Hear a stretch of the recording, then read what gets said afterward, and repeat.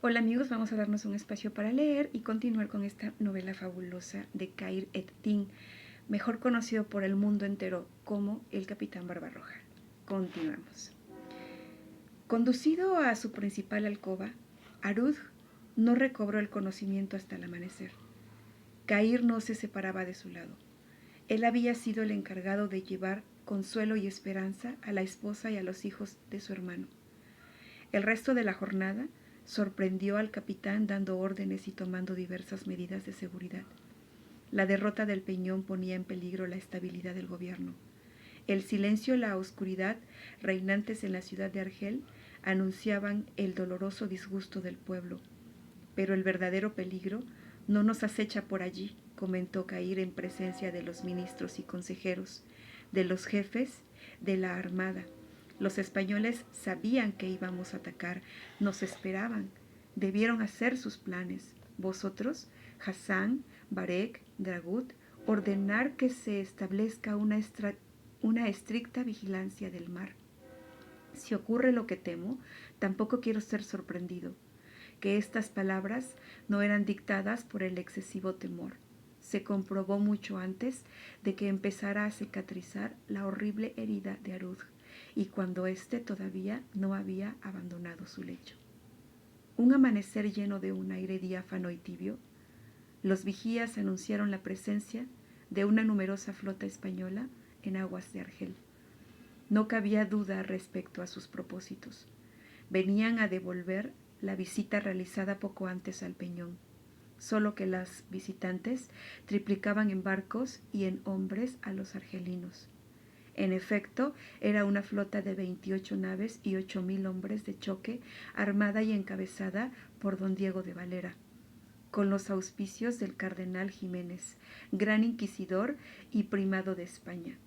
La consigna que esta flota traía era una: guerra y muerte al infiel. Consigna que el afable don Diego hizo suya: guerra y muerte al infiel, pero traedme vivo a Barbarroja. La historia dice que el empeño puesto por los valerosos soldados de la fe para erradicar al infiel hereje de las fértiles tierras septentrionales de Argelia tuvo como premio el más rotundo fracaso. Así dicho, apenas se tiene una ligera idea de lo que verdaderamente ocurrió, de lo que fueron aquellos días de sitio y de continuos intentos de desembarco de tropas defendidas desde la cabeza a los pies por impresionantes armaduras capaces solo por esto de asustar a los combatientes berberiscos, supersticiosos y sugestionables por naturaleza, como lo aprueba la rápida extensión de ellos de la fantástica teoría religiosa de Mahoma. Es cierto, los sucesivos y aún desesperados asaltos fueron airosamente rechazados por los argelinos, que tuvieron la suerte y la alegría de ver a sus implacables enemigos correr muchas veces con el rabo entre las piernas para salvar sus valiosas vidas. Pero este fabuloso hecho jamás tuviera tan feliz resultado a no tener como ejecutor principalísimo y único a un hombre. Uno no solo valiente hasta la temeridad, que daba ejemplos personales de extraordinario valor, sino que poseía natural genio estratégico para la guerra, que sabía ser sabio, valiente y previsor cuando las circunstancias lo demandaban. Un hombre, un conductor, un jefe, en fin, nacido con los atributos de tal. Ese hombre no era otro que Khayr Eddin, el primero en reconocer su extraordinario carácter de mando, su visión estratégica y su posición fue su hermano, el Bey Arud, quien delante de los ministros, consejeros y jefes no solo le pidió que se hiciera cargo de la difícil situación, sino que le otorgó plenos poderes para la realización y el cumplimiento de esa tarea. Munido de tales poderes y sabiendo hacer uso discreto de ellos, Khayr Eddin hizo frente a los españoles. Y lo hizo, repetimos, con tal seguridad y firmeza que los sucesivos asaltos terminaron siendo otros tantos fracasos. Los defensores contaban con bastiones de artillería estratégicamente situados y gracias a un tiro cruzado impidieron que las naves invasoras pudieran entrar en la bahía. De este modo, aunque la flota corsaria no podía realizar maniobra alguna, pues había quedado encerrada, los barcos enemigos tampoco podían avanzar tanto como para hacer peligrar las defensas. La nave más importante, un galeón de guerra que mostraba en su mástil la insignia de su comandante, el escudo de Diego de Valera, se mantenía prudentemente rezagada. Por todo ello, inútiles resultaron las exhortaciones desafiantes y a veces burlonas de los defensores para que don Diego se adelantara y en singular duelo resolviera su ya famoso entredicho con el jefe corsario, a quien todos ya conocían por su sobrenombre de Barbarroja. A raíz de todo esto, el intento de desembarco y captura de Argel por los españoles resultó un verdadero fracaso para don Diego, pues había subestimado el valor del enemigo. Se había apresurado en atacar creyendo encontrarse frente a una defensa desmoralizada, desorganizada, sin el aporte personal de su jefe, y en lugar de ello se encontraba con la muralla de aguerridas y animosas huestes que destruían fatalmente todo intento de desembarco mucho antes de que llegara a la orilla. Pues las sucesivas derrotas no parecían desalentar a los peninsulares, una y otra vez volvían a la carga con una tenacidad digna de encomio. En ocasiones hasta 2 veces por día, luego se varió la táctica y se atacó al anochecer. En esta primera oportunidad lograron algún éxito, pues llegaron a tierra y al favor de la oscuridad se internaron en trecho. Pero los defensores salieron a la sorpresa, reorganizando sus fuerzas, rodearon a los invasores y los exterminaron en un número de 60 hombres.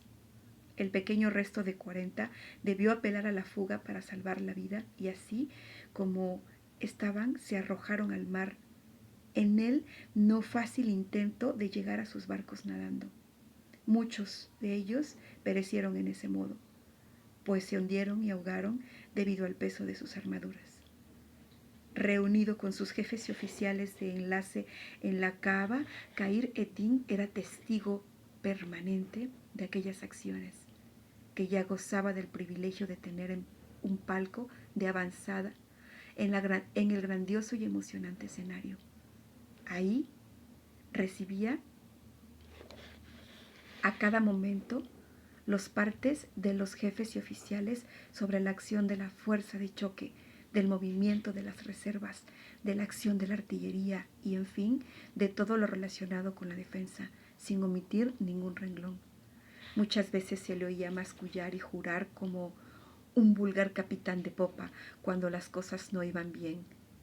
Y a buen seguro hubiera tomado las armas y corrido en auxilio de los suyos comprometidos en algún sector, pero debió renunciar al placer de la lucha debido a sus obligaciones de jefe supremo.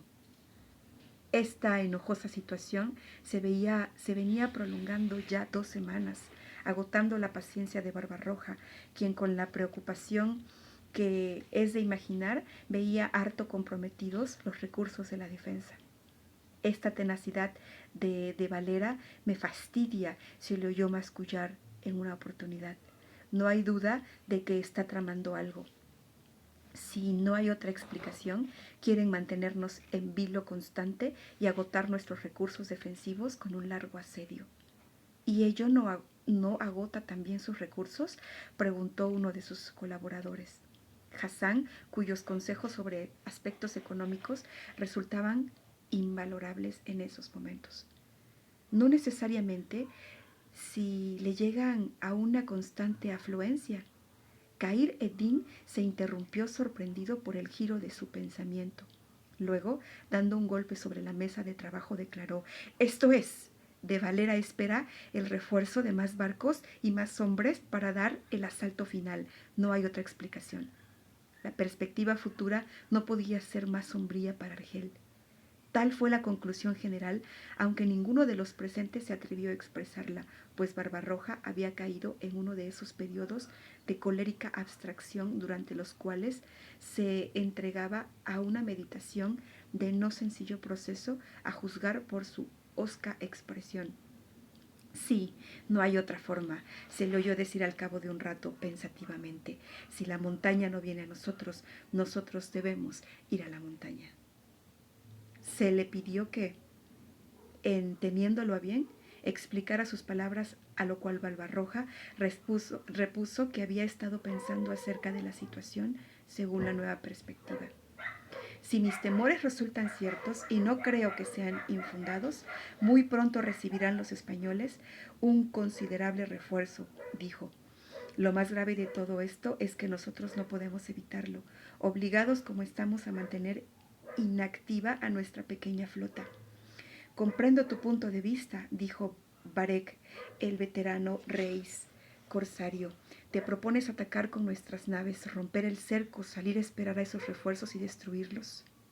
Khayr ed-Din miró a su capitán y consideró también al resto de su plana mayor, pues era evidente que todos pensaban del mismo modo. Su sonrisa, entre grave y burlona, demostró que no era tal su pensamiento. No, no es esa mi idea. Y el hecho de que todos vosotros estéis pensando lo mismo me demuestra que mi recurso es original. Por tanto, puede resultar afortunado, debido principalmente a lo difícil de su ejecución. Se oyeron voces y aún exclamaciones de asombro. Si Barbarroja era hombre de recursos extremos y todos lo sabían, ¿qué nueva e ingeniosa cuanto peligrosa estratagema se le estaba ocurriendo ahora? Y a esas voces se unieron otras de irrefrenable curiosidad. Pero Khayr ed-Din no se dejó convencer y sonriendo enigmáticamente repitió: si la montaña no viene a nosotros. No fue posible arrancarle una palabra más. Luego de esto, el joven jefe se encerró de nuevo en su reflexivo mutismo, del que no salió sino cuando, al terminar el día, se produjo un nuevo intento de desembarco, que concluyó, como los anteriores, en una retirada desordenada.